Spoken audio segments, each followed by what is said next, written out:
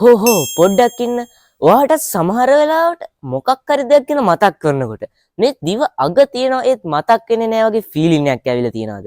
ඒ තමයි දන්න වචනයක් මතකයට එන්නේ නැති බ්‍රේන් එකේ ග්ලිච් එක. උදාහරණයක් විදියට ගත්තොත් ඔයා මූවි එකක නම හොද්දටම දන්නවා.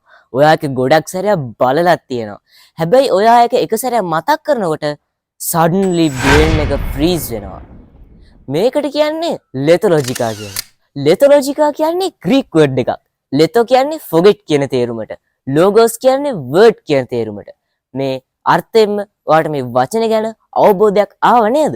මේ word එකට scientist නම් විස්තර කරන්නේ මේ word එක brain එකේ store වෙලා තියෙනවා. ඒත් access කරන්න password එක type කරගන්න බෑ වගේ feeling එකක්. ඊළඟ පාරත් ඔයා වචනයක් මතක් කරනකොට ඒක අමතක වුණොත් මගේ brain එක slow නෙමෙයි bro.